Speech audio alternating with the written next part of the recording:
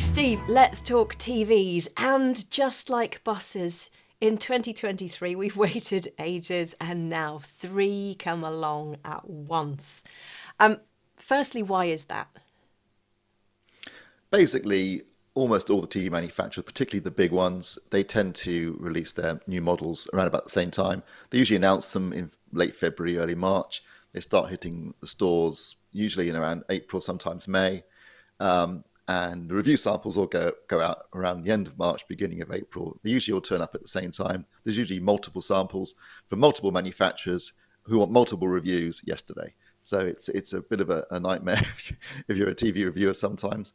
But the good thing is, by having multiple different manufacturers' models, particularly their flagship models, turning up at the same time, you do get a chance to compare and contrast, which is very useful, particularly if in some years there's bigger differences than others. I mean, there have been certainly years where the new model, apart from the change in the model number, the differences are minimal, and it's just like, just minor tweaks.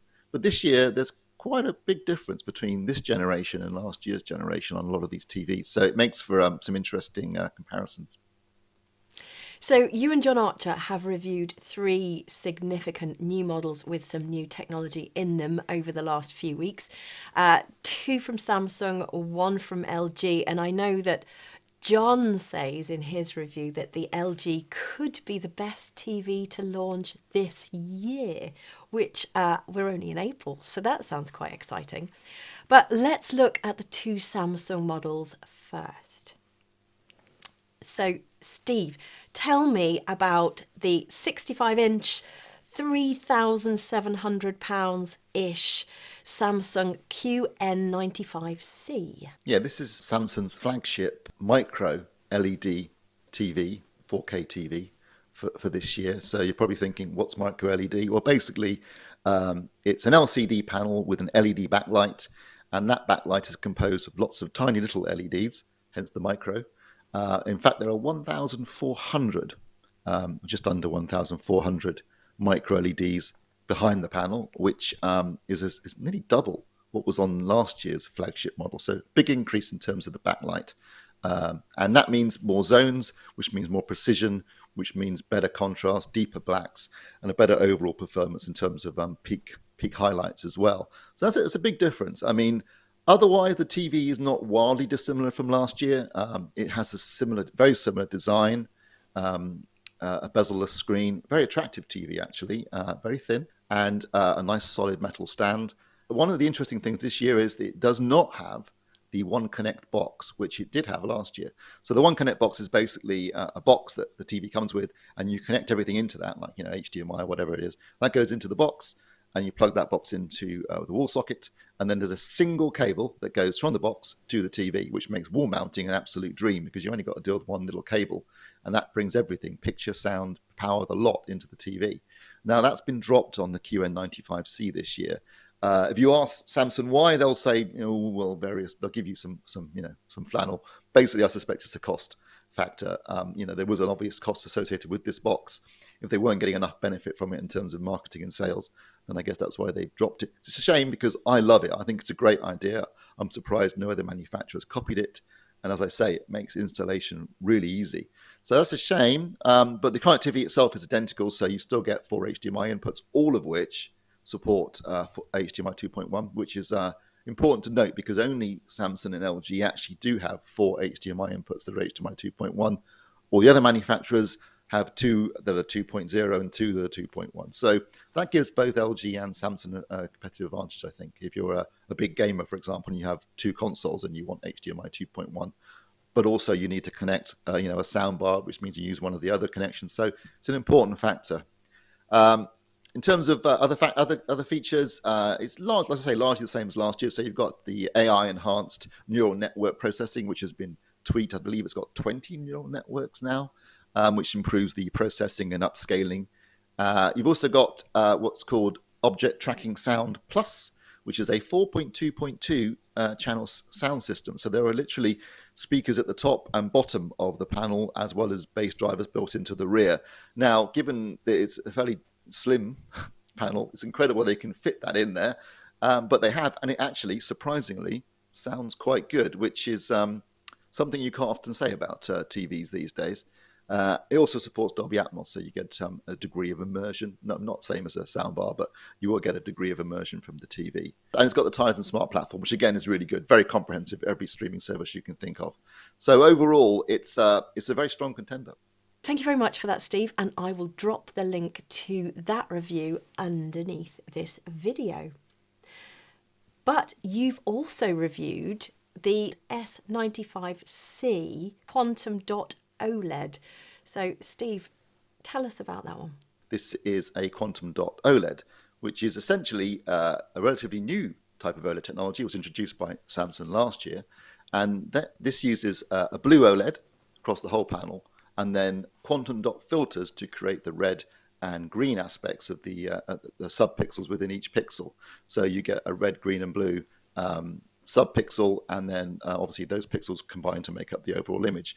The idea behind it is that you get purer colors because you've got red, green, and blue, and also you get more brightness. And this is a second generation panel, so actually the brightness has been significantly increased by up to 40% over last year's S95B. So the S95C has the new panel. It is a lot brighter. I measured it at 1,400 nits on a 10% window and 274 nits on a full field image. That's a significant increase for an OLED, and not just that, but also it does come, unlike the QN95C, with the One Connect box. So this TV looks amazing in the flesh because it's literally just 10 millimeters, a centimeter from top to bottom. Unbelievably thin panel. When you wall mount that, it looks incredible. Plus, you've only got one cable to deal with. It does also come with a really nice all-metal stand. It's a stunner. It's a really stunning TV even before you turn it on. As soon as you turn it on, you're like, wow, this is noticeably brighter than previous OLEDs with some really nice colors.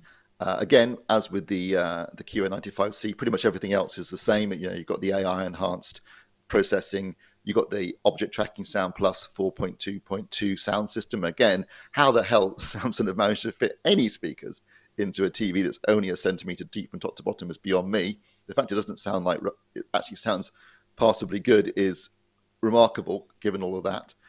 You also got the Tizen Smart platform. Something I forgot to mention on the QN95C, which is also applicable to this TV, is that there's a new feature, or not new, they did introduce it last year, but it's a feature called Smart Calibration, and you can actually use your mobile phone to calibrate the TV. And it actually works. It's pretty good. It gets it in the ballpark. Although I have to say, out-of-the-box accuracy on these TVs is phenomenal. I mean, it's the visible threshold for errors is usually referred to as being about 3 if you talk to a professional calibrator. Most of these TVs are now delivering visible thresholds errors below the visible threshold, so less than 3, some 1.3, 1.4, something like that. Which basically means that you're probably not going to get much of a benefit out of actually getting it professionally calibrated, which is bad news for calibrators, but good news for punters, I guess. It's. I've got to say, John's comments about the G3, very punchy, coming out there, saying it might be the best TV of the year.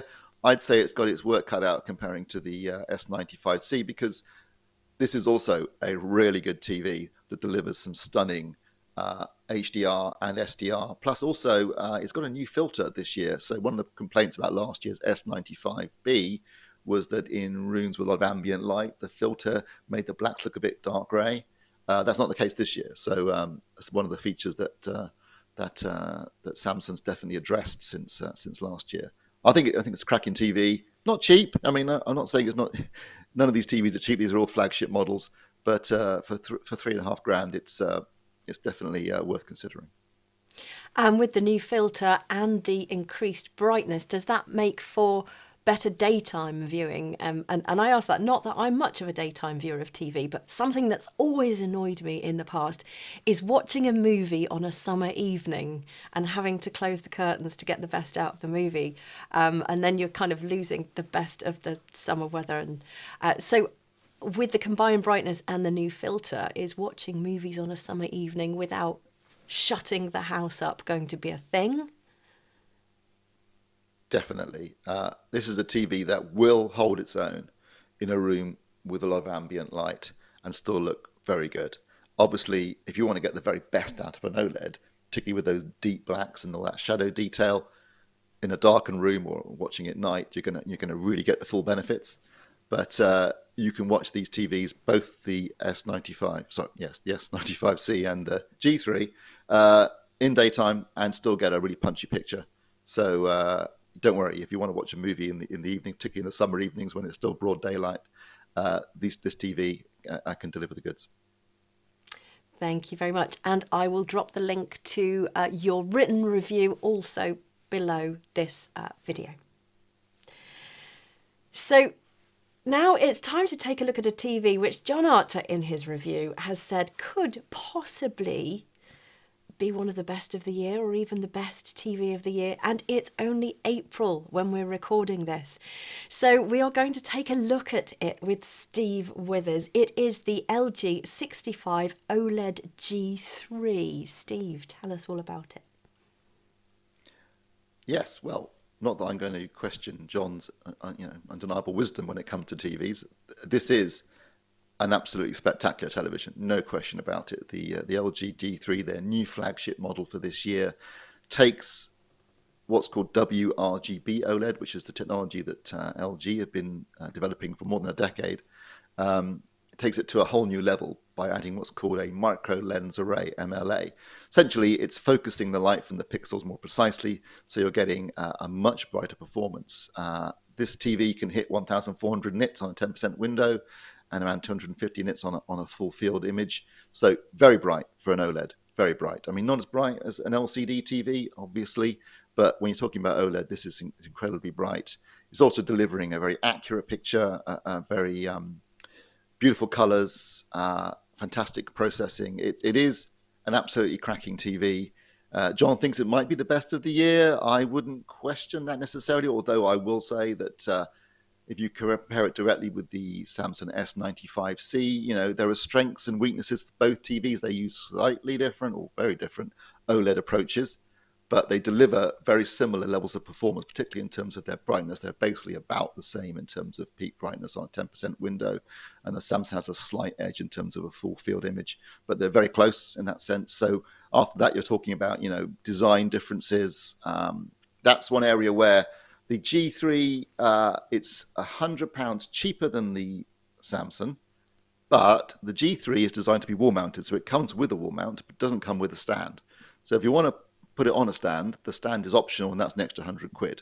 The Samsung comes with a stand, but not a wall mount.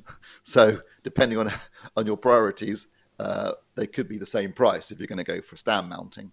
I will say that the one advantage that the Samsung has, in my opinion, is that because it uses the One Connect box and you have a single cable to connect to the panel itself, if you are wall mounting it, it looks fantastic because it's only a centimeter deep from top to bottom. There's only one cable to worry about. Whereas if you're wall mounting the G3, then if you've got a power cable and maybe up to 4 HDMI cables going into it, a bit harder to make that look tidy. But it does look fantastic when wall mounted otherwise, though.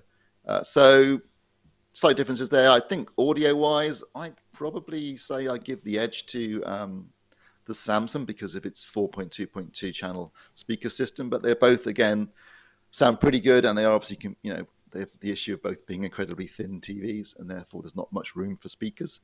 I think that the Tizen Smart Platform on the Samsung is very good. I am personally a big fan of WebOS, which is what LG uses. I love the Magic Remote, which is like a pointer remote control. So I do find that that's my preference in terms of smart platform, although both are comprehensive in terms of the streaming apps you can access. So not much in it there.